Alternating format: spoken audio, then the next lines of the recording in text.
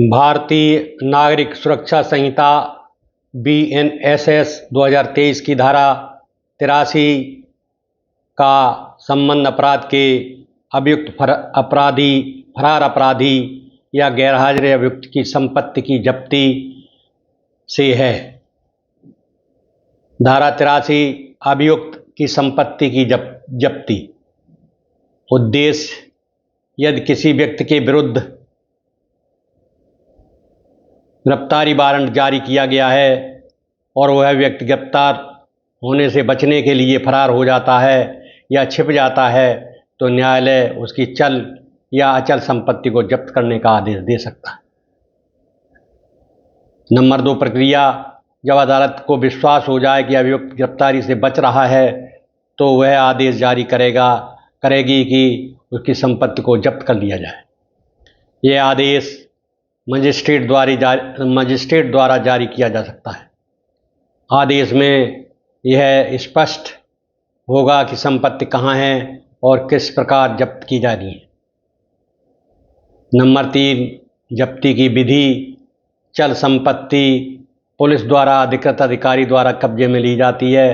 अचल संपत्ति उस पर नोटिस चिपकाकर सार्वजनिक घोषणा द्वारा जब्त की जाती है। संपत्ति का एक पंचनामा तैयार किया जाता है। नंबर 4 संपत्ति की बिक्री या प्रबंधन: यदि संपत्ति शीघ्र खराब होने योग्य है, रखरखाव कठिन है, तो न्यायालय उसकी बिक्री की अनुमति दे सकता है। बिक्री से प्राप्त धनराशि न्यायालय में जमा की जाती है। नंबर 5 संपत्ति वापसी का प्रावधान: यदि अभियुक्त निर्धारित समय में न्यायालय में उपस्थित हो जाता है और अपने फरार होने का संतोषजनक कारण बताता है, तो न्यायालय जब्ती को रद्द कर सकता है और संपत्ति वापस कर दी जाती है।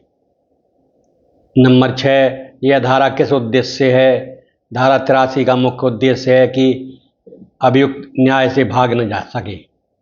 उसकी अनुपस्थिति में भी राज्य उसके विरुद्ध प्रभावी कार्रवाई कर सके और वह न्यायालय में उपस्थिति के लिए बाध्य हो जाए। इसमें धारा 83 में संक्षेप में जो सारांश है वो इस प्रकार है कि धारा 83 कानून भारतीय नागरिक सुरक्षा संहिता BNSS विषय फरार अभियुक्त की संपत्ति जब्ती। लागू करने वाला प्राधिकारी मजिस्ट्रेट या संबंधित न्यायालय। उद्देश्य: अभियुक्त को न्यायालय में उपस्थित होने के लिए बाध्य करना। प्रमुख अधिकार: संपत्ति की जब्ती, प्रबंधन और पुनर्वापसी। अब मैं इसके बाद BNSS या CRPC की धारा 83 के अंतर्गत जो आदेश माननीय सुप्रीम कोर्ट ने किए हैं उसके संबंध में भी आपको बताता हूँ।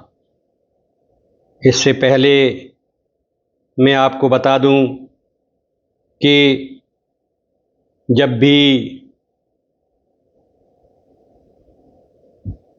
कोर्ट को, अदालत को ये मालूम पड़ता है कि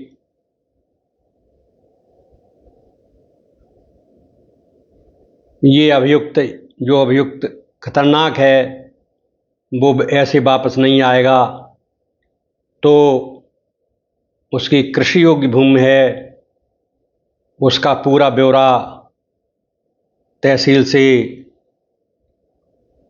माननीय न्यायालय प्राप्त करता है और उसका मकान, उसका पूरा ब्यौरा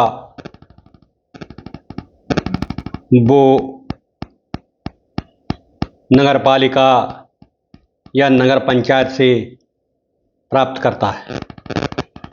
क्योंकि अगर गलत संपत्ति की जब्ती हो गई तो इसमें माननीय न्यायालय उन लोगों को कठोर दंड देगा जिनके द्वारा संपत्ति चिन्हित की जाती है। माननीय अदालत का मुख्य उद्देश्य ये होता है धारा 83 के अंतर्गत कि अभियुक्त किसी प्रकार भी अदालत में उपस्थित हो और अदालत में उपस्थित होने के लिए उस पर तरह तरह की कार्रवाइयाँ की जाती हैं, क्योंकि अगर वो अदालत में उपस्थित नहीं होगा तो अपनी बात कैसे रख पाएगा। अब मैं इसके संबंध में जो भी माननीय सुप्रीम कोर्ट के केस लॉ हैं उसके संबंध में बताऊंगा। वो अगले भाग में आपको विवरण सुनने को मिलेगा।